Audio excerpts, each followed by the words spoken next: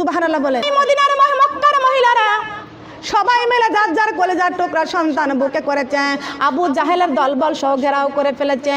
ও মহিলারা, তোমাদেরকে মদিনায় যাইতে দিব না, এই মক্কা ছেড়ে তোমরা কেউ যাইতে পারবে না। মহিলারা সবাই মিলে ডাক দিয়ে বলতেছেন, না না, আমাদেরকে কেউ তোমরা আটকায়ো না, আমার নবী মদিনায় চলে গেছে, আমরা সবাই মদিনায় চলে যাব। কোথায় চলে যাব? এই মক্কায় নবী নাই, আমরাও মক্কায় নাই, নবী গেছে মদিনায়, আমরাও চলে যাব মদিনায়, আমাদেরকে কেউ ঠেকাইও না। এই আবু জাহেলের দলবল সহ বলতেছেন, না না, তোমাদেরকে যাইতে দিব না। মহিলারা বলতেছেন, জোর করে আমরা চলে যাব। এইবার আবু জাহেলের দলবল বলতেছে, জোর করে যাইতে দিব না। আবু জাহেল বলতেছে, আবু জাহেলের দলেদের সবাইকে বলে দিল, একটা মহিলাও যেন মক্কা ছেড়ে মদিনায় না যায়, ওদেরকে সবাইকে আটকাইয়া দাও। আপনি আমাকে ক্ষমা করে দেন, আপনি আমারে কালেমা পড়াইয়া মুসলমান বানাইয়া দেন, কালেমা পড়াইয়া আমারে মুসলমান বানাইয়া দেন। সুরাখা যখন কালেমা পড়ে যখন মুসলমান হয়ে গেল, আল্লাহর নবী ডাক দিয়ে বলেছেন, আল্লাহ মাটিকে হুকুম করে দাও, মাটি যেন সুরাখাকে ছেড়ে দেয়। আল্লাহ হুকুম করলো, ও মাটি সুরাখাকে ছেড়ে দাও। রহমাতাল লিল আলামিন আমার বন্ধু হাবিবুল্লাহ মুহাম্মদ রাসূলুল্লাহ সাল্লাল্লাহু আলাইহি ওয়াসাল্লাম আমার নবী হুকুম করেছে, আমার নবীর হুকুমে ও মাটি তুমি এই সুরাখাকে ছেড়ে দাও। সুরাখাকে ছেড়ে দিল। লক্ষ্য করেন, খেয়াল করে শুনুন গোমা, আর একটা দিন আমার নবী মুহাম্মদ রাসূলুল্লাহ সাল্লাল্লাহু আলাইহি ওয়াসাল্লাম মক্কার জমিনে তার নিজের ঘরের মধ্যে শুয়েছিলেন, নিজের ঘরের মধ্যে শুয়েছিলেন। এমন সময় জিবরাইল আলাইহিস সালামকে আমার আল্লাহ পাঠিয়ে দিয়েছেন। বলেন সুবহানাল্লাহ। কাকে পাঠিয়ে দিয়েছেন? জিবরাইলকে পাঠিয়ে দিয়েছেন। ও জিবরাইল, আমার বন্ধুর কাছে যাও, আমার বন্ধুর কাছে যাও রে জিবরাইল। জিবরাইল রে, আমার বন্ধুর ঘরটা আবু জাহেল ঘেরাও করে ফেলেছে, তার দলবল সহ ঘেরাও করে ফেলেছে। ও জিবরাইল, আমার বন্ধুর ঘরটা ঘেরাও করে ফেলেছে। জিবরাইল রে, এই মুহূর্তে আমার বন্ধুর কাছে যাও। বুখারী শরীফ এখন পর্যন্ত আমার ঘরে আছে, ছোট্টবেলায় বুখারী পড়েছি, এখনো যত্ন করে বুখারীটা ঘরে রেখে দিয়েছি।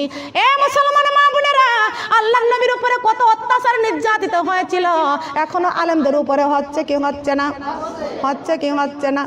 শুনে রাখেন গো মা, আল্লাহর নবী ঘরের মধ্যে শুয়েছিলেন, আবু জাহেলের গোষ্ঠী সব মিলে আমার নবীজিকে মারার জন্য ঘরটা ঘেরাও করে ফেলল। আল্লাহ জিবরাইল আলাইহিস সালামকে পাঠিয়ে দিয়ে বলতেছেন, ওরে জিবরাইল, আমার বন্ধুকে যা বলো, আবু জাহেলের দলবল সব আমার বন্ধুকে ঘেরাও করে ফেলেছে, আবু জাহেল যদি ডাকে দেয় আমার বন্ধু যেন ঘর থেকে বের না হয়, আমার বন্ধু যেন ঘর থেকে বের না হয়। এ জিবরাইল, আমার বন্ধু যেন ঘর থেকে বের না হয়। যদি আমার বন্ধু ঘর থেকে বের হয়, আমার বন্ধুকে এখনই মেরে ফেলবে। কিন্তু না না, আমি আল্লাহ তোমাকে পাঠিয়ে দিলাম, এই সংবাদটা নিয়ে যাও আমার বন্ধুর কাছে। জিবরাইল আলাইহিস সালাম চলে গেলেন আল্লাহর নবীর কাছে। যা দেখলেন আল্লাহর নবী বিছানার মধ্যে শুয়ে আছে। জিবরাইল ডাক দিয়ে বলতেছেন, আসসালাতু আসসালামু আলাইকা ইয়া রাসূলুল্লাহ, আসসালাতু আসসালামু আলাইকা ইয়া হাবিবাল্লাহ। ও গো আল্লাহর নবী, আবু জাহেলের দলবল আপনাকে ঘেরাও করে ফেলেছে, আপনি দরজা খুলে বের হবেন না, আপনি দরজা খুলে বের হবেন না। ও গো আল্লাহর নবী, আল্লাহ আপনার বন্ধু আমাকে পাঠিয়ে দিয়েছেন, এই বালুটুকু আপনি হাতে নেন। কি হাতে নেন? বুখারী শরীফ পড়েছি। জিবরাইল আলাইহিস সালাম ডাক দিয়ে বলতেছেন, ইয়া রাসূলুল্লাহ, ইয়া হাবিবাল্লাহ, এই বালুটুকু আপনি হাতে নেন। আল্লাহর নবী বালুটুকু হাতে নিলেন। ডাক দিয়ে বলতেছেন, জিবরাইল রে, এই বালুটুকু দিয়ে আমি কি করব? জিবরাইল ডাক দিয়ে বলতেছেন, ইয়া রাসূলুল্লাহ, ইয়া হাবিবাল্লাহ, বিসমিল্লাহির রহমানির রহিম বলে এই বালুটুকু ঘরের ভিতরে চারিদিক ছিটাইয়া দেন। নবী আমার ডাক দিয়ে বলতেছেন, ও জিবরাইল, বালুটুকু ছিটাইলে কি হবে? জিবরাইল বলেছেন, ছিটানোর দায়িত্ব আপনার। ওয়াবতাগু ইলাল ওয়াসিলা। কার কথা বলেন? কার কথা? আল্লাহ কয়, ওয়াবতাগু ইলাল ওয়াসিলা, আমার বান্দার পেটের ব্যথা হবে, সূরা ফাতিহা বিসমিল্লাহ সহ পানিতে ফু দিবে, পানিটা খাবে, ফুটা হলো ওসিলা, সারানোর মালিক আমি আল্লাহ। আমার বান্দার মাথা ব্যথা হয়েছে, একটা ট্যাবলেট খাইছে, ট্যাবলেটটা হলো ওসিলা, সারানোর মালিক আমি আল্লাহ। বলেন না সুবহানাল্লাহ। এ মুসলমান মা বোনেরা, লক্ষ্য করেন, আল্লাহ পাক রব্বুল আলামিন জিবরাইলকে বলে দিয়েছেন আমার বন্ধু বালুটা ছিটায়ে দিবে, আর আমি আল্লাহ প্রত্যেকের চোখের মধ্যে পৌঁছানোর দায়িত্ব আমি আল্লাহর। বলেন সুবহানাল্লাহ। ইয়া রাসূলুল্লাহ, ইয়া হাবিবাল্লাহ, এই বালুটুকু আপনি ছিটায়া দেন, ঘরের ভিতরে চারিদিক থেকে ছিটাইয়া দেন।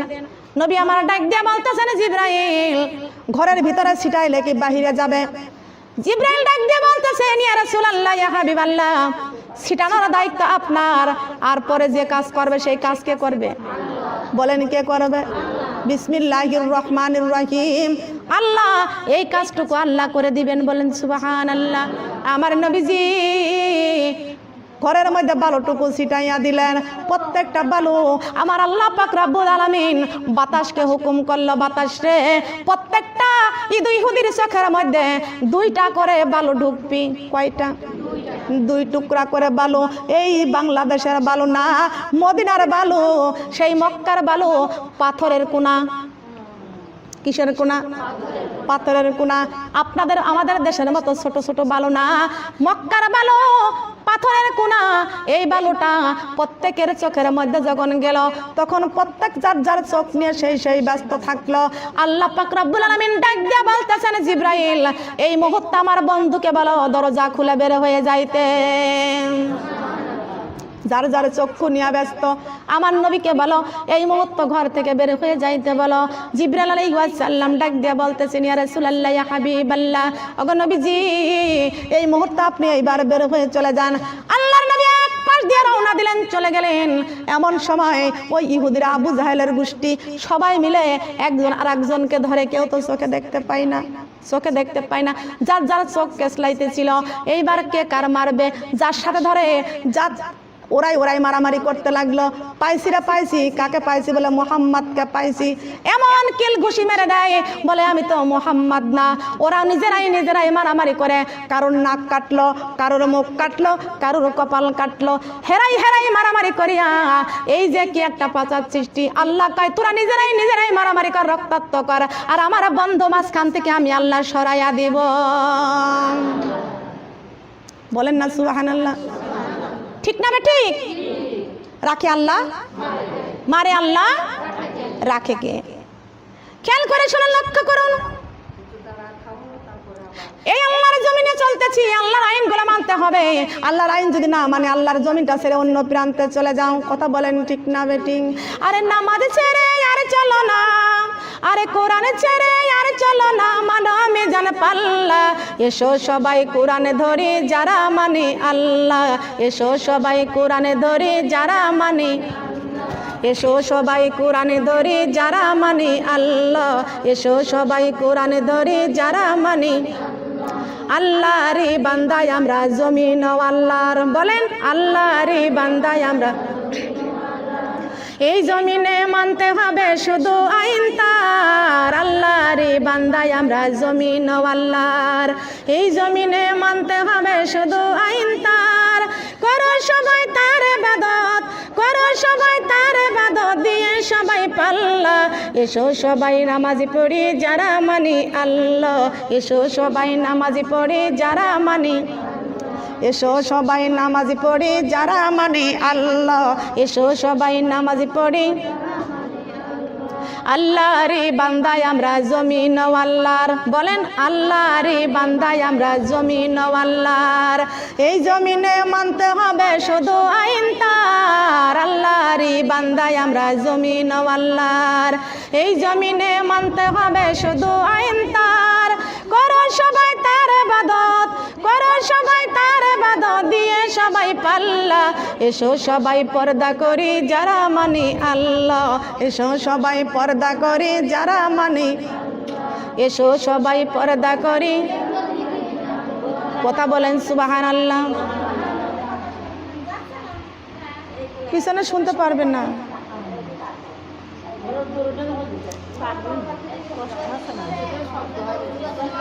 লক্ষ্য করেন, খেয়াল করে শুনেন আমার মা বোনরা, খেয়াল করুন। নবীজি এবার ওরা নিজেরাই হেরাই মারামারি করতে লাগলো। আমার নবী মাঝখান থেকে আমার নবী চলে গেলেন মদিনায়। বলেন সুবহানাল্লাহ। লক্ষ্য করেন গো মা, নবীজি এই যে চলে গেল মদিনায়, মক্কা ছেড়ে মদিনায় চলে গেল, বলেন সুবহানাল্লাহ। ও মুসলমান মা বোনেরা, আল্লাহর নবী এই মক্কা ছেড়ে মদিনায় চলে গেল। পরে সবাই মিলে জানতে পারলো মুহাম্মদ চলে গেছে। কোন পাশ দিয়ে চলে গেল আমরা তো দেখতে পারলাম না। পাঠাই দিয়েছে কে? কে পাঠাইছে? রাখে আল্লাহ, মারে কে? আর মারে আল্লাহ, রাখে কে? কথা বলেন ঠিক কিনা? রাখে আল্লাহ, মারে কে? আর মারে আল্লাহ, রাখে কে?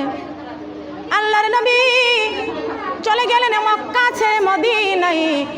মদিনায় যখন চলে গেছে, এই মক্কার মহিলারা ছিল আমার নবীজির পাগল, বলেন সুবহানাল্লাহ। কার পাগল ছিল? মক্কার মহিলারা আমার নবীকে জীবনের চাইতে বেশি ভালোবাসতো, বলেন সুবহানাল্লাহ। আমার নবীজি একদিন ওমরকে ডাক দিয়া বলতেছে, ওমর রে, তুমি আমি রাসূলকে কেমন ভালোবাসো? ওমর বলতেছেন, ইয়া রাসূলুল্লাহ, ইয়া হাবিবাল্লাহ, আপনার ভালোবাসার জন্য আমার নিজের বাবাকে আমি নিজে হত্যা করেছি। আমার বাবার চাইতে আপনাকে বেশি ভালোবাসি। ওমর রে, না না বলো না, তুমি আমাকে কেমন ভালোবাসো? ওমর রে, আমাকে কেমন ভালোবাসো? ইয়া রাসূলুল্লাহ, ইয়া হাবিবাল্লাহ, আমি সব চাইতে আপনাকে বেশি ভালোবাসি। আমার পরিবারের সবার চাইতে আমি আপনাকে বেশি ভালোবাসি। নবী আমার বলতেছে, ওমর রে, হলো না, এ ওমর, এই ভালোবাসা হলো না। ওমর রাদিয়াল্লাহু তাআলা আনহু ডাক দিয়া বলতেছেন, ইয়া রাসূলুল্লাহ, ইয়া হাবিবাল্লাহ, আমি ওমর আপনাকে আমার জীবনের চাইতে বেশি ভালোবাসি। কিসের চাইতে? জীবনের চাইতে বেশি ভালোবাসি। সুবহানাল্লাহ বলেন। ওগো আল্লাহর নবী, আমি ওমরের জীবনের চাইতে আমি আপনাকে বেশি ভালোবাসি। সুবহানাল্লাহ। নবী আমার বলতেছি, ওমর রে, এইবার তোমার ভালোবাসা সঠিক হয়েছে। ও মা, মক্কার মেয়েরা আমার নবীজির সাহাবী ছিলেন, নবীজির সাহাবা ছিলেন। এই সাহাবা মহিলারা শুনতে পাইছে নবী নাকি মদিনায় চলে গেছে, নবী নাকি মদিনায় চলে গেছে। কান লাগানি খেয়াল করে শুনুন। এই মক্কার মহিলারা সব আমার নবীজির বাড়ি ঘেরাও করলেন। এসে দেখতে পাচ্ছে আমার নবীজি বাড়িতে নাই।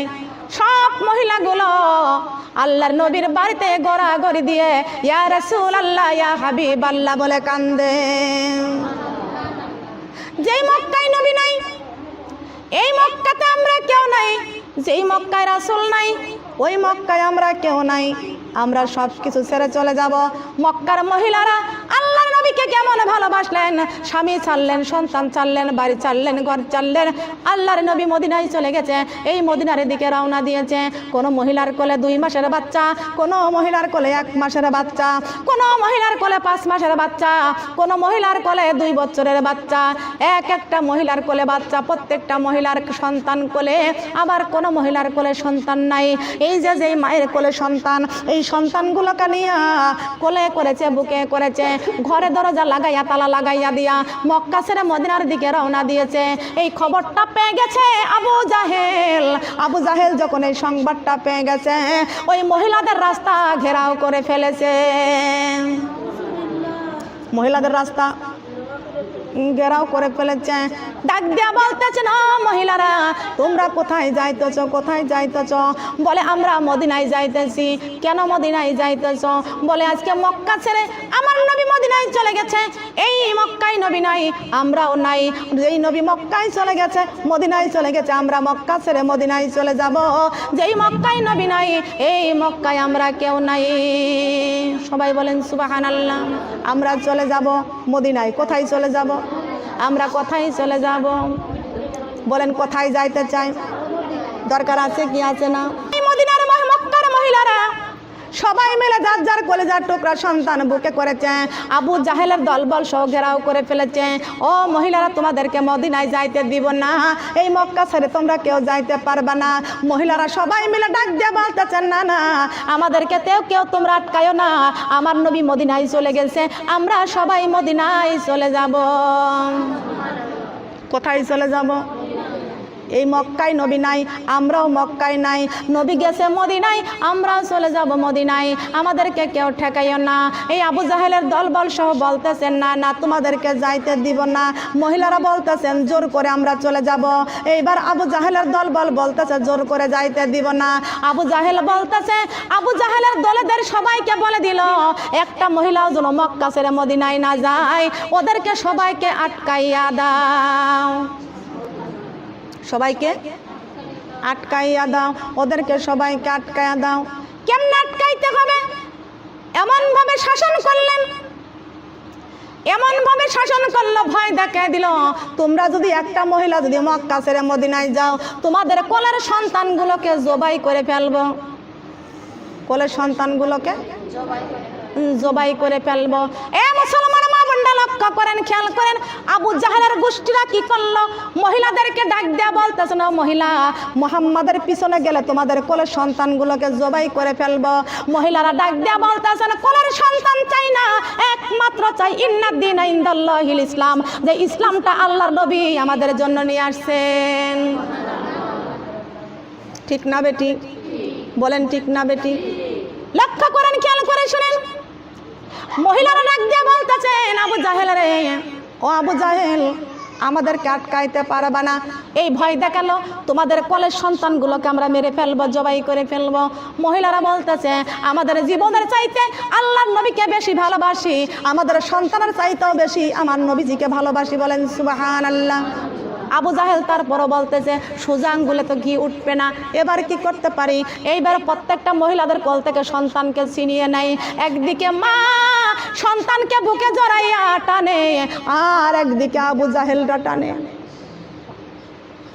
এই মহিলাগুলো চোখের পানি ছেড়ে কান্দে, আর ডাক দিয়ে বলে আবু জাহেল রে, আমরা আমার নবীজিকে বেশি ভালোবাসি, জীবনের চাইতে বেশি ভালোবাসি, আমাদের কলেজার টুকরা সন্তানকে ছিনিয়ে নিও না, আমাদের কলেজার টুকরাটাকে ছিনিয়ে নিও না, আমাদেরকে আপোষে ছেড়ে দাও, আমরা সোনার মদিনায় চলে যাই, আমাদেরকে উপরে নির্যাতিত করো না। একদিকে ইহুদিরা ওই মায়ের কোলে সন্তানটাকে টানে, আর একদিকে মা টানে, একদিকে ইহুদি টানে আর একদিকে মা টানে। একেতে বিশ্বনবীর মায়া ছাড়তে পারে নাই, আবার একদিক থেকে কলেজার টুকরা সন্তানদের মায়া ছাড়তে পারে নাই। দুই দিকে পরীক্ষায় পড়ে গেল। কথা বলেন ঠিক না বেঠিক? এইবার বলতেছেন দেখি তোমরা মুহাম্মদকে চাও না তোমার সন্তানগুলোকে চাও। এমনভাবে গো মা সন্তানগুলোকে সবার হাতে হাতে ছেড়ে দিল। আমরা সন্তান চাই না, আমরা ইয়া রাসূলুল্লাহ ইয়া হাবিবাল্লাহ আমরা বিশ্ব নবীকে চাই। বলেন সুবহানাল্লাহ। প্রত্যেকটা মায়ের কোল থেকে এই সন্তানগুলোকে ছিনিয়ে নিল। এই নেওয়ার পরে মরুভূমির বালু আছে কি আছে না? মরুভূমির বালু আছে কি আছে না? মা গো এই বালুর উপরে প্রত্যেকটা মায়ের সন্তানগুলোকে বালুর উপরে শোয়াইয়া দিল। প্রত্যেকটা এই মহিলাদেরকে ডাক দেখো, মহিলারা শোনো, তোমরা কি তোমার সন্তান চাও না তোমরা মুহাম্মদকে চাও? কি চাও বলো? এই মহিলারা বলতেছে আমরা কি বলবো, বলার কিছু নাই, আমাদের সন্তানগুলোকে এইভাবে মারিও না, আমাদের সন্তানগুলোকে এইভাবে মারিও না। কথা বলেন ঠিক না বেটি? এই আবু জাহেল এইভাবে নিষ্ঠুরতাভাবে সেই মায়ের সন্তানগুলোকে এইবার মরুভূমির বালুর উপরে শুয়াইয়া দিল। প্রত্যেকটা মায়ের সন্তানের গলার মধ্যে ছুরি চালাইলো, ছুরি ধরলো। এবার ডাক দিয়ে বলতেছেন তোমাদের সন্তানের গলায় এবার ছুরি, হুকুম দাও যদি মদিনায় না যাও তোমাদের সন্তানগুলোকে বাঁচাইয়া দিব, আর যদি মদিনায় চলে যাও তোমাদের সন্তানগুলোকে শেষ করে দিব। প্রত্যেকটা মা এবার দেখতে পাইল আবু জাহেল জুলুম করতেছে, অত্যাচার করতেছে, নির্যাতন করতেছে। প্রত্যেকটা মা এই সন্তানের অত্যাচার নির্যাতিত দেখতেছে। মায়ের সামনে আবু জাহেলের দলবল কি করলো, প্রত্যেকটা মায়ের সন্তানের গলার মধ্যে ছুরি চালাইয়া দিল। প্রত্যেকটা মায়ের সন্তানের গলার মধ্যে ছুরি চালাইয়া দিল। জনম দুঃখিনী মা ওই রক্তমাখা জবাই করা সন্তান দৌড়াইয়া যায় বুকের সঙ্গে জড়াইয়া ধরলো। সন্তানের গলার রক্ত এই মায়ের বুকটা ভিজিয়া যায়। আমার আল্লাহ ডাক দিয়া বলতেছেন জিব্রাইল, ও ও জিব্রাইল নূরের ক্যামেরা দিয়া ভিডিও করে রেখে দাও আমার হাবিবুল্লাহর জন্য আমার দোস্তর জন্য যেই মহিলারা যেই নারীরা আমার বন্ধুর জন্য তার কলেজার টুকরা সন্তানকে কুরবানি করে দিয়েছে তার সন্তানের জবাই করা রক্ত বুকটা ভিজে গিয়েছে এদেরকে ভিডিও করে রেখে দাও এদেরকে ভিডিও করে রেখে দাও কাল কিয়ামতের কঠিন দিনে আমি আল্লাহ এদেরকে দেখা দেব আমি আল্লাহ ওদেরকে বড় ভালোবাসি লা ইলাহা কালিমা লা ইলাহা কালিমা লা ইলাহা কালিমা লা ইলাহা আমার শিশুকালে গেল যৌবন গেল হায়রে চুলেতে পাক ধরেছে হঠাৎ একদিন শুনবে রে বন্ধু আমার মরণ হয়েছে কালেমা লা ইলাহা ইল্লাল্লাহ কালেমা লা ইলাহা কালেমা লা ইলাহা পূর্ব থেকে ওঠে রে বেলা পশ্চিমেতে রওনা দেয় হায়াতের রিজিক আমার শেষ হয়ে যায় কবরে ডাকিছে বারে বারে কালেমা লা ইলাহা ইল্লাল্লাহ কালেমা লা ইলাহা কালেমা লা ইলাহা লা ইলাহা ইল্লাল্লাহু মুহাম্মাদুর রাসূলুল্লাহ সবাই বলি সাল্লাল্লাহু আলাইহি ওয়াসাল্লাম ও সোনার মা বোনেরা এই মহিলাগুলো সন্তানগুলোকে হারাইলো জমাই করা সন্তান বুকে জড়াইয়া নেয় আর সন্তানদের গায়ের রক্ত সব মায়ের বুকটা ভিজে যায় আল্লাহ কয় ভিডিও কর রে ফেরেশতা ভিডিও কর আমি আল্লাহ কিয়ামত পর্যন্ত এই স্মৃতি রেখে দেব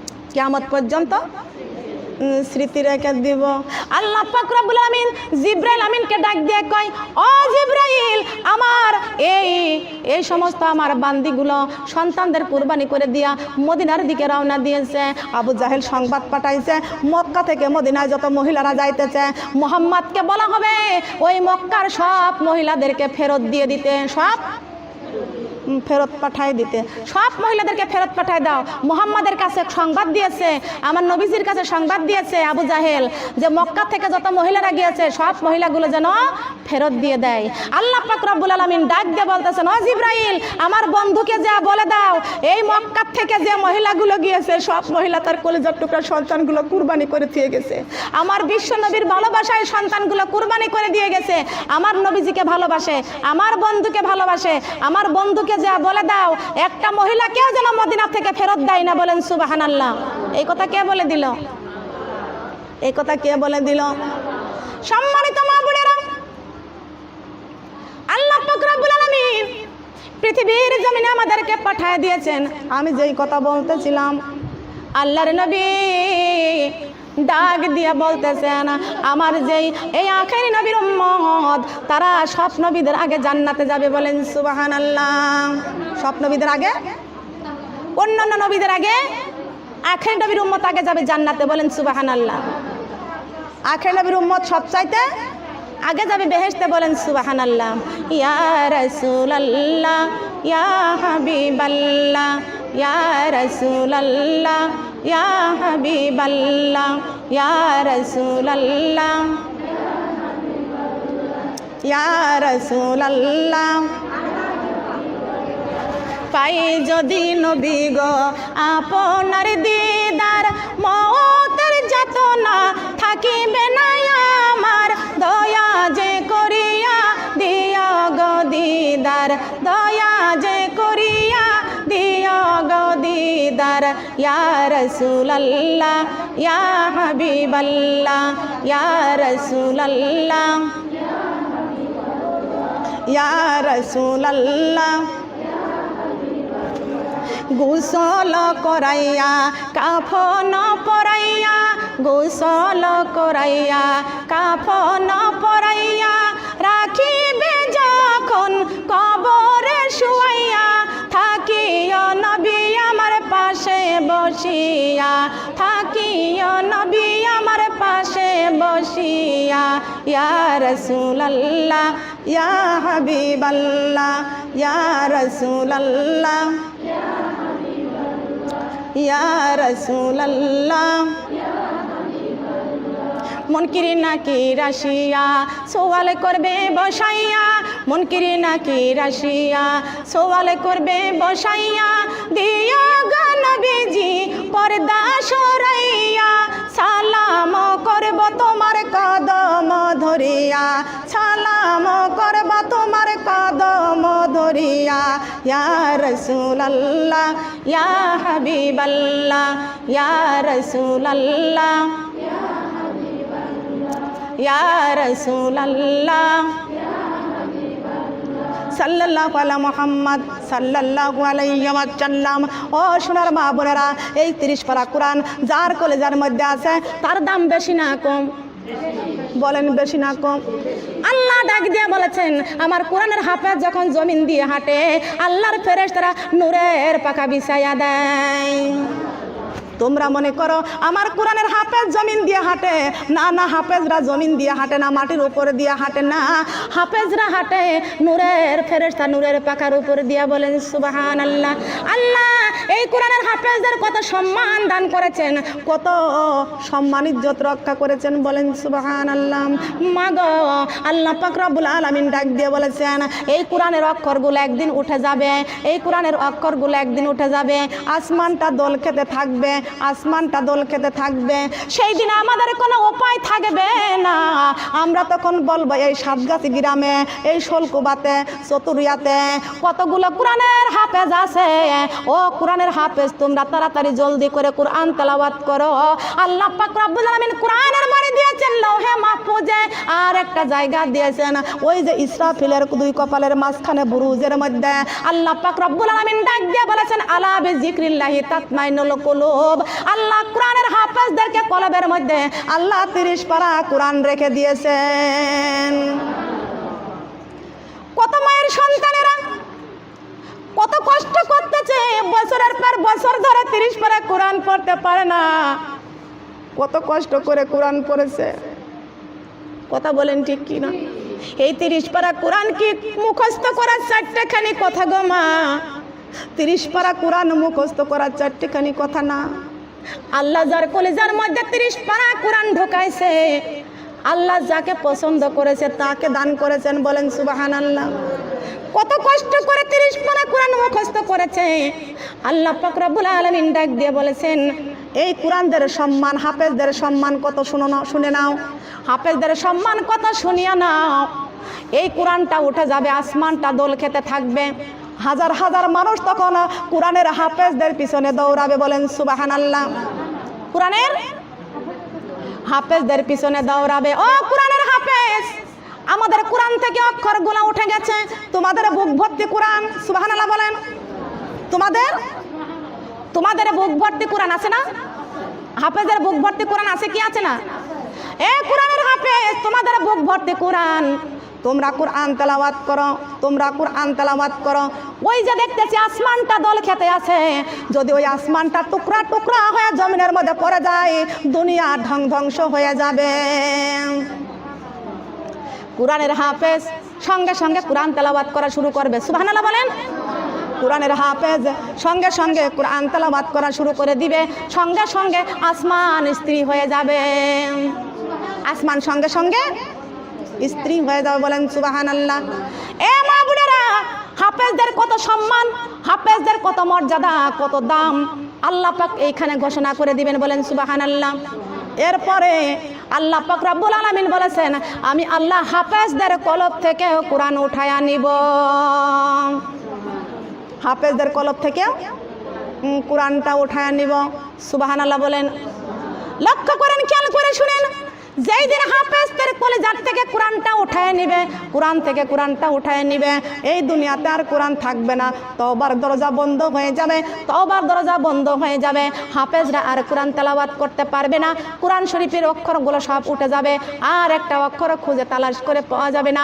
তখন আল্লাহ পাক রব্বুল আলামিন বলে দিয়েছেন, আসমানের খুঁটি হলো আমার কোরআন শরীফ।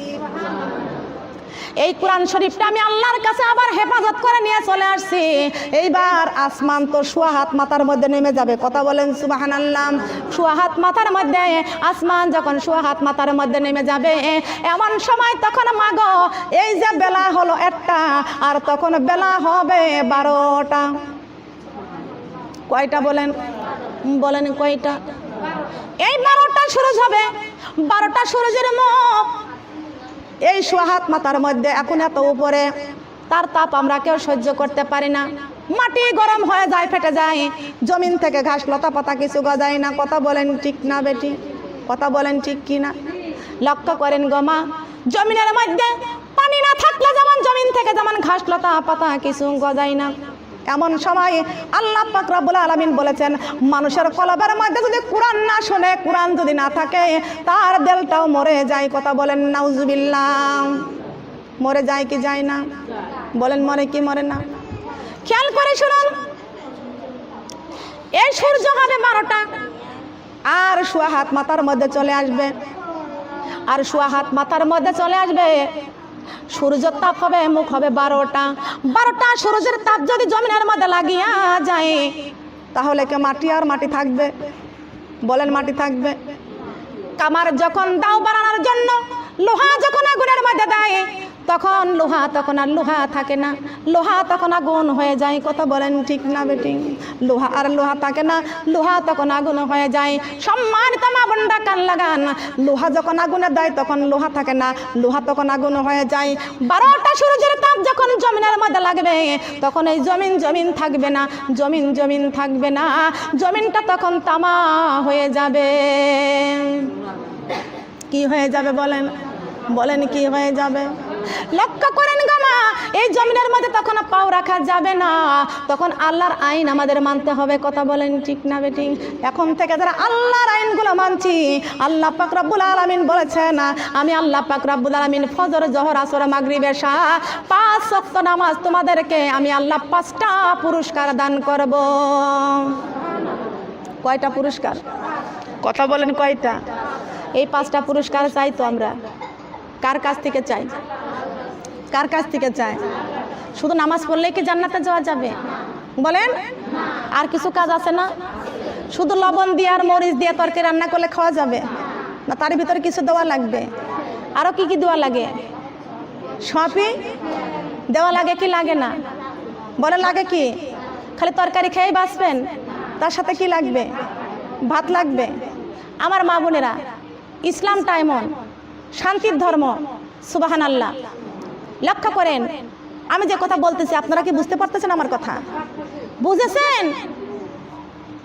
মহান আল্লাহ পাক রব্বুল আলামিন বলেছেন, সূর্যের তাপ মুখ হবে 12টা, আর এই জমিনের মধ্যে লাগবে, জমিন তখন তামা হয়ে যাবে। বলেন সুবহানাল্লাহ।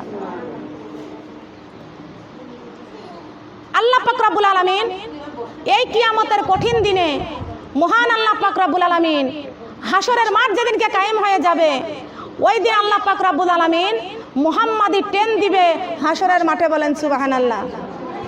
কি ট্রেন? বলেন কি ট্রেন? কি ট্রেন? ট্রেনের নাম কি? মুহাম্মাদি ট্রেন। বলেন সুবহানাল্লাহ। এই মুহাম্মাদি ট্রেন, আমাদেরকে ওই ট্রেনে ওঠার দরকার আছে কি আছে না? আছে না? ট্রেনে ওঠার দরকার আছে না? কার ট্রেনে উঠবো? মুহাম্মাদি ট্রেন। বলেন সুবহানাল্লাহ। আল্লাহু আকবার। খেয়াল করেন, কান লাগান। হঠাৎ করে আমরা সবাই মিলে দেখতে পারবো মুহাম্মাদি ট্রেন আসতেছে। ট্রেনের মাথায় বগিতে লেখা আছে মুহাম্মাদুর রাসূলুল্লাহ সাল্লাল্লাহু আলাইহি ওয়াসাল্লাম। হাজার হাজার লক্ষ লক্ষ কোটি কোটি মানুষগুলো দেখতে পারবে ওই মুহাম্মাদি বগি থেকে, ট্রেন থেকে নামতেছে এমন কিছু মহামানবগুলো নামতেছে।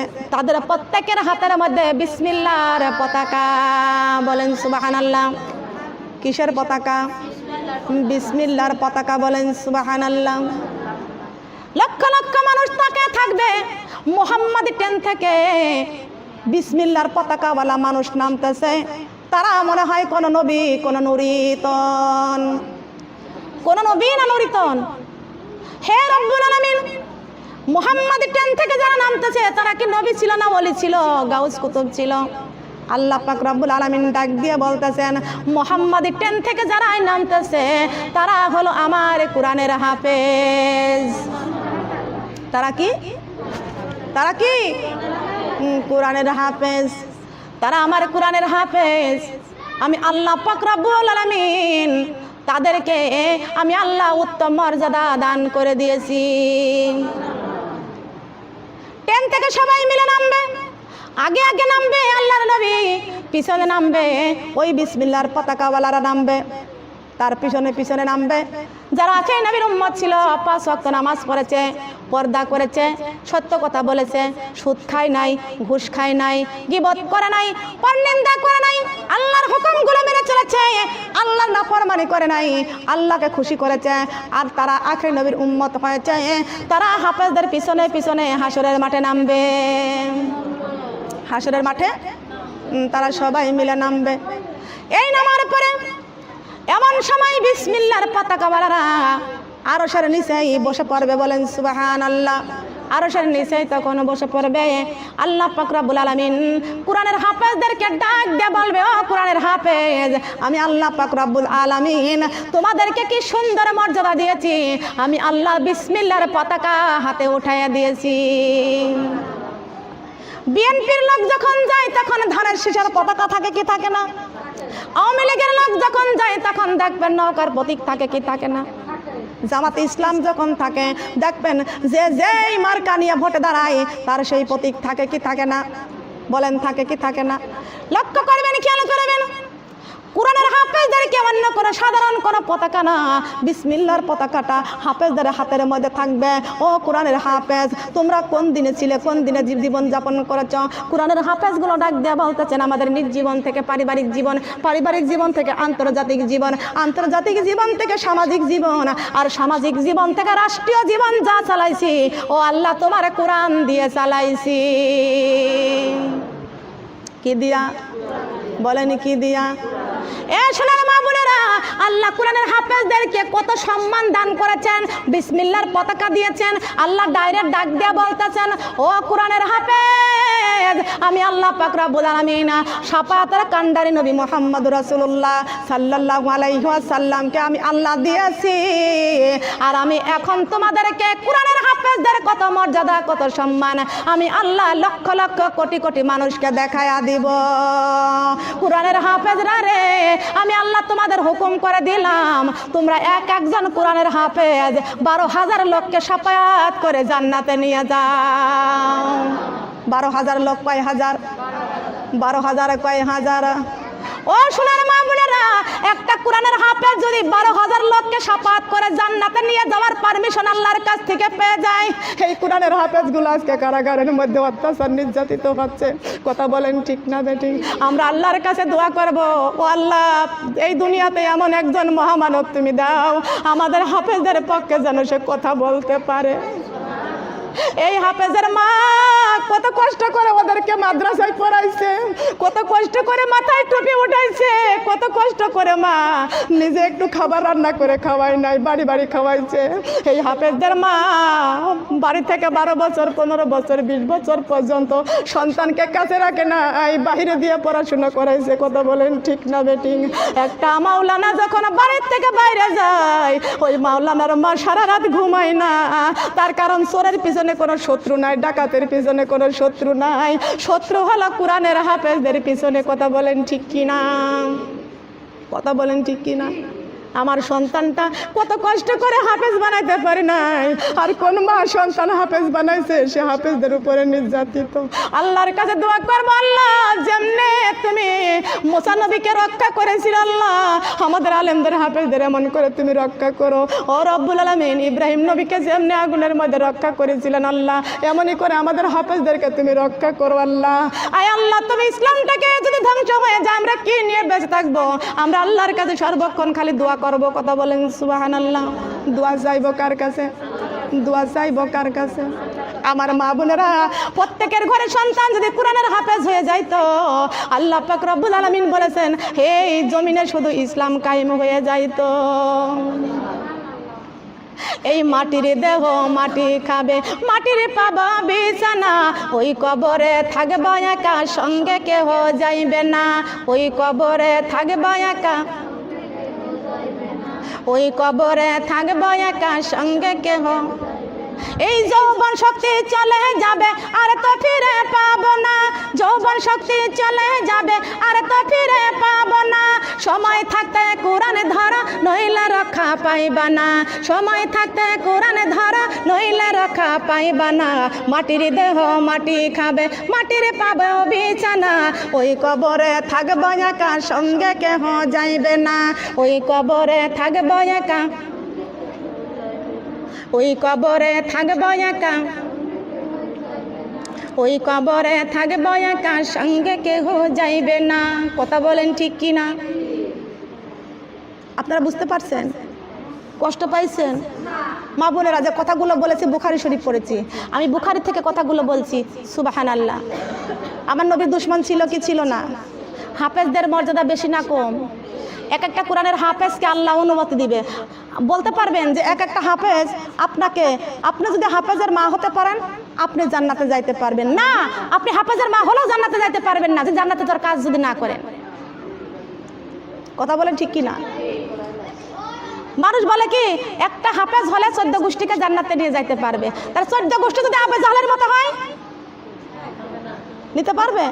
14 গোষ্ঠী যদি আবু জাহলের মতো হয়, একটা কোরআনের হাফেজ কখনো 14 গোষ্ঠী জান্নাতে নিতে পারবে না। যদি পারতো তাহলে নূহ আলাইহিস সালামও পারতো, ইব্রাহিম নবী তার বাবা আজর কুমারকে নিতে পারত। কথা বলেন ঠিক কিনা? আলেমদের ভিতরে কিছু কিছু কথার মধ্যেই আছে। একজন আলেম বলতেছে যে সব নবীদের পিতা ইমানদার। সব নবীর পিতা, সব নবীদের পিতা ইমানদার না, সব নবীর পিতা ইমানদার না। ইব্রাহিম নবীর পিতা কি ইমানদার? ইমানদার না। তবে আমাদেরকে লক্ষ্য করতে হবে, আইন মানতে হবে, সবাইকে আইন মানতে হবে। নামাজ 5 ওয়াক্ত পড়তে হবে, গীবত করা যাবে না, পরনিন্দা করা